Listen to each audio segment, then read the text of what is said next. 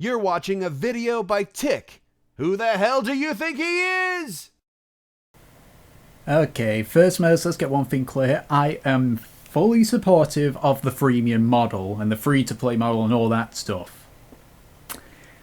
That doesn't mean I can't rant about the times when it's done horribly, horribly, horribly wrong. I bring this up because I was talking with a friend of mine about MMORPGs, how the subscriber-based ones are gradually losing numbers. For example, RuneScape was originally quite popular. In fact, when it released its old school mode, it normally had on average around 25,000 people playing, and then of course you had like the good 170,000 in the main RuneScape free game. However, the old school servers have suddenly became quite vacant, only around 10,000 players now. And of course, recently, Blizzard has announced that World of Warcraft, which, as you remember, they advertised having over 12 million subscribers, is now down to 7.5 million subscribers. And then I was talking about how I tried World of Warcraft, but I couldn't get into it because I didn't want to pay for a membership because I don't have an income, and the free-to-play just limits too much. And that got me thinking about all these other games using the freemium model that just don't make it work at all. And looking back at it, I could probably enjoy most of those games if I didn't have to pay to basically unlock areas that the game locks me out of. Now, with the exception of World of Warcraft, I will fully admit that I have spent money on games using the freemium model. There's a reason why I didn't pay money for World of Warcraft compared to, say, all the others. I'll just say right now, it's not because I don't like World of Warcraft. Back when I used to play RuneScape like crazy, I was on that World of Warcraft bandwagon. I just don't think it's really worth my time. If you enjoy World of Warcraft, that is your opinion. In my eyes, I just cannot get into it, or maybe it's just because of the fact that I was playing on the free-to-play version. Another reason as well is I don't want to spend money on the expansion packs. That's just me, okay? I'm not saying it's a bad game. I just think that with the limits I was given, I couldn't enjoy it. And that's the same thing with, quite literally, almost every other game I've played, barring a handful, that use the freemium model. I used to play RuneScape a lot when I was a kid, as I said. But I lost interest quite quickly when they imported a microtransition into it. Many people who play RuneScape will have known of this, the Squeal of Fortune. To this date, it is very hated among the fans of RuneScape. Me among them. For those of you that do not play RuneScape and do not know what this little thing is, the Squeal of Fortune is basically a kind of minigame, I guess, where you basically click a button and you get free stuff. They could be utterly crap, or you could get some incredibly, incredibly rare items. Items adding up to, I believe the highest one was about 10 million, which by the money in RuneScape free is actually not a whole lot. In fact, that's average. But the fact of the matter is this: you could pay real money for more spins, so you have a better chance of getting more money. Not only that, but it gave you a very large amount of XP if you got the lamps. So what you could do is you could basically buy your way to 99. Now granted, this would cost you over $1,000 minimum. But that doesn't ignore the fact that basically they're giving players an unfair advantage. You could get God Swords, which in RuneScape are the strongest melee weapons in the game. Unless there's been some new ones that have came out in the past couple of months I'm not aware of. And the thing with that is, they got the microtransactions right the second time with Solomon's Store. That one, you can get some stuff that doesn't do anything. Purely cosmetic. And you know what? People buy that stuff. I've bought some stuff from Solomon's Store. I've never bought spins, though. Because I do not support that kind of microtransaction. And it was at this point as well, when I was playing other MMOs and other games in general that were free to play, that I realized people don't seem to get freemium correctly. I used to play a lot of Dungeons & Dragons Online, for example. I will admit, I have spent money on that game for every race, every class, and even a couple of side dungeons, but looking back at it, why do they have to limit us so hard? I know what people are going to say. Oh, it's because they need to pay for upkeep on the service. Yes, I get that. But it limits... I think it limits too much. Okay, let's look at a game that I've been playing a lot for the past couple of months that I do enjoy. And in fact, I think it's the only game so far that actually nails the freemium model right on the head. League of Legends. Now, here's how League of Legends works in terms of getting stuff. There are two forms of currency in the game. Riot points, which you spend real money on, and influence points, which you get just by playing the game. In order to get access to the champions, you need a certain amount of Riot points or a certain amount of influence points. Now, from playing the game myself, I've concluded that in order to get the most expensive champions, which are 6,300 influence points, you would need to play around about a week worth. So basically, play a week or two, you will have enough for one 6,300 champion. But not all the champions cost that much. Some cost 4,800, 3,150, 1,250, 450.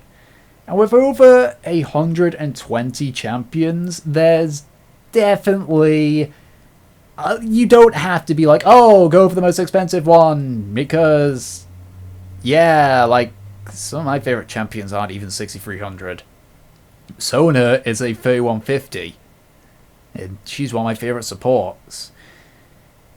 The thing is, you can also spend riot points for other things, but none of them really give you an advantage. For example, in the game you can get rune pages and runes, which will increase your combat ability, but guess what? You cannot get runes with riot points. You can only get them with influence points. You can get the extra rune pages, but they don't come with any runes. You gotta get the runes yourself. And the runes are what matter, not the number of pages you got. If you want to get a champion skin, well, that is purely cosmetic, and you can only get it with riot points. League of Legends does the freemium as close to as perfect as I think we currently have so far. You know, it doesn't limit any part of the game.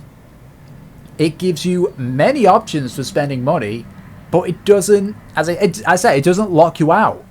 It doesn't say, oh, you aren't going to spend real money? Well, you can't do this and this and this. Everything you want to do, you can pretty much do without paying a penny.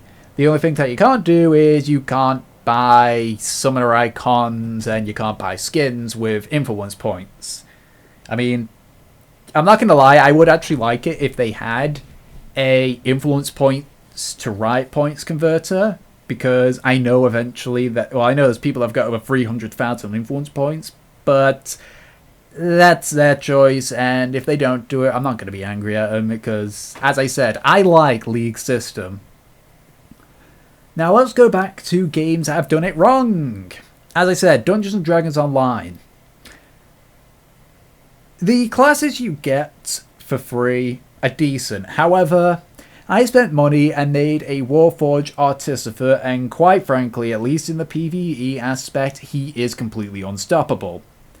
He has an Iron Defender, which is basically a robot dog, which is immensely powerful, even stronger than my friends who are melee based. He has ranged abilities, he can summon contraptions, and it just synergizes well with what he is. On the other hand, my two friends who have not paid money into this game have got a ranger and a mage. And honestly, I'm having to say them every single time. Why? Because as I said, my Warforged Artificer is completely unstoppable. My Iron Defender goes down, I can revive it. I'm getting injured, well, I'm incredibly tanky. Iron Defender dies, well, I can just pick up his Sight Stone. I die, my Iron Defender can pick up my Life Stone and such. I feel that what Turbine did was they limited it too much. Now, I know what people are saying, you get enough favor, you can get them, but unlike League of Legends, where you can get a 6300 champion in a week, 2 weeks, you have to play for months just to get one of the classes unlocked. It's honestly quite stupid. You only get 100 Turbine points for every, I think, 1000 favor?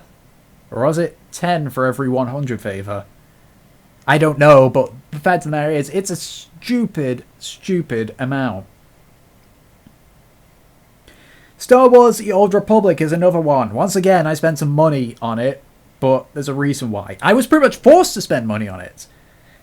The free-to-play limited me colossally.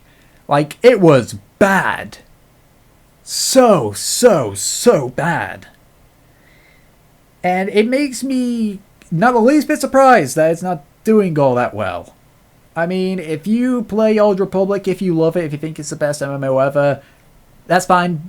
That's completely fine. That is entirely your choice. But I hate it. I hate it because of how much it limits you. You want the good stuff, you're going to have to spend real money. And in fact, if I remember correctly, it's the pay-to-win mentality. That's the problem with the freemium model. Developers keep making freemium pay to win. APB Reloaded, The Old Republic, Dungeons and Dragons Online. I'd like to include World of Warcraft, but I can't because that's subscription based. But the fact of the matter is this. Those free games, all three of them, have a pay to win aspect. In The Old Republic, it limits you on stuff. You can buy weapons and everything. Dungeons and Dragons Online, the better classes, the better races. I mean, I know that Dungeons and Dragons veteran is going to say, oh no, they've all got their strengths and weakness. Artificer Warforged, from what I've seen, have no weakness. Except they can't tumble that much, but that's what my Iron Defender's for. He's very agile. So, yeah. APB Reloaded. Okay, I'm going to dedicate this next part just for APB Reloaded. Because it is, without a doubt, the biggest criminal of this. To begin with, yes, you can make your character the same as somebody who pays to win. You can get weapons like the pay to win, but here's the major difference. If you... After 30 days, the weapon you buy is deleted. And odds are you will not have enough time in those 30 days to get the better weapons. On top of that, the people who pay to win can get the best weapons instantly, and they're unlocked permanently. The only thing I think is worse than this is... I mean, it's just... Okay, here's the problem right now. I'm all for trying to find ways to keep a player to keep playing your game. That's why RuneScape keeps releasing new skills. That's why Warcraft keeps releasing expansions. But the way APB is doing it is not right. After their hard-earned work of getting a weapon, to take it away a month later is absolutely retarded. If you want to make it work better, why don't you make it so that, I don't know, you get it, if you pay a little bit more, you can keep it permanently. you know? Because, I'm going to be honest, the starting weapons are shit. And that's pretty much all you're going to be going for unless you pay to win. And quite frankly, seeing those people using grenade launchers and rocket launchers all the time, which they bought with real money, making the missions that can pay a lot of money out near impossible, it's just... It makes me wonder what the developers were thinking. This is not the way you make people play a game. You do not say, hey, this game is completely free to play. However, if you suck our dick and give us money, we shall treat you like queens. It's just, no. Okay? I mean, I know JetX technically have gone back on this with the Squeal of Fortune, but the statement that they said years ago is true to what games should be. Your standing in real life should not affect how you play in games. So, if you're incredibly privileged, if you're a rich fuck, that should not give you an advantage in the game. But APB doesn't seem to get the memo. I know that a lot of people are going to say, well, there's someone who's made the bigger crime, the War Z, or Survival Instinct. Fuck it, I'm going to call it the War Z. I don't care if it's not called that anymore. Well, for starters, I did not play War Z. I will never play War Z so long as it keeps as it is. But I will agree that its microtransaction is bullshit as well. It's not quite pay to win, but it basically spits in everybody's face. As I don't even need to say anything. Total Biscuit went on about 40 minutes to an hour talking about the War Z. I don't need to do anything to say about that. Just look at his video yourself. Better yet, I'll link it to you. In the description, there'll be a link to Total Biscuit's War Z video. And you can see yourself just what that's like. But I don't really consider that freemium because you have to pay money to get the game to begin with. So I'm just going to bring it right back to freemium games. Now, as I said, I am all for the freemium. I'm all for freemium. I'm all for games sticking to the subscriber base like EVE Online, Warcraft, and RuneScape. I mean, hell, I've played all three at one point. I mean, it's like, yes, I got bored of them, but I mean, it's like, the games, it's just, how should I word this? With freemium games, they seem to think they're under the idea that just because people spend more money on the freemium games, which has been proven to be true, they think that they can just basically make the game pay to win. No, that is not how it works, guys. You don't make the game pay to win so that people can play the games. All that does is alienate those that don't want to spend money and basically spits in their face. I mean, as I said, World of Warcraft, free to play, there's rumors of it going freemium. I cannot get into World of Warcraft on its free to play model. I cannot get into Dungeons & Dragons Online properly with its free to play model. I cannot get into Star Wars, The Old Republic with its freemium model. Because all three of those games severely limit what you can do. Oh yeah, another one. I can't APB and PlanetSide 2. Actually, come to think of it, PlanetSide 2, I guess, does the freemium okay? I don't know. I've never seen it actively affect anything. Except maybe some of them got the weapons, but the starter weapons in PlanetSide 2 are alright. Not the best, but they can hold up against even the best stuff, but I digress. Shit, talking about PlanetSide 2's made me forget what I was going to say. Oh yeah.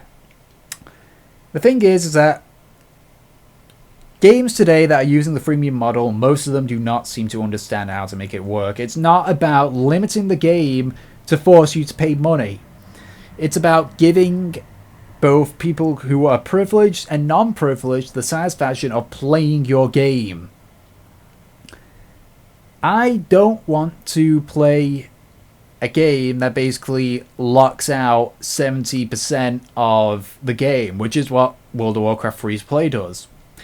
I don't want to play a game that basically takes away your hard work. That would be your APB. I don't want a game that basically makes the classes you can get with money and such stupidly powerful. That would be your Dungeons and Dragons Online and partly your Star Wars The Old Republic. I don't want to go into a game knowing that somebody can buy the best stuff right off the bat. Old Republic, APB. Dungeons and Dragons Online is a little bit guilty of this. See, games that are coming out that are using the freemium model, some of them do it right. For what I've heard, Phantasy Star Online 2 does it right. Because the only thing you can buy with real money in Phantasy Star Online 2 is cosmetics. RuneScape got it right-ish. I mean, they're trying to do a balance between membership and microtransactions, but they got the microtransactions right the second time with the Solomon Store, because you can only get cosmetics. I mean, you can get some stuff, but as I said, most of that you can wear, but they're cosmetic. And of course, they've recently announced that from September onwards, you're basically going to be able to spend loyalty points, which you get by just being subscribed every month. You can spend them in Solomon's Store. So, yeah. They basically did a League of Legends with Solomon's Store. And, once again, League of Legends. A game that does the freemium great. As I said, I am all for freemium. I'm all for pure free-to-play. I'm all for subscriber-based. It's not my place to say how you basically make your game. But I feel, as a player of that game, as a consumer, as a customer, I feel I have a right to say if what you're doing ruins my experience. And you may think that's selfish of me, but it's selfish with good intentions. As I said, I don't think anybody who can't spend money on freemium games want to be walking around getting basically shit on because they're free to play. They don't want their hard work taken away after a month. They don't want to be locked out of the best classes. They don't want to spend an age trying to unlock the best classes. They don't want to be level capped at, I believe now it's about 25% of the max level. I don't know, is it level 90 that you can get to in World of Warcraft now? I don't know. So, that's really my rant about freemium games. Wasn't a whole lot of anger in this one because it's not really something that makes me angry per se, like other stuff does. But it gets to me quite a bit. I'll catch you guys next time.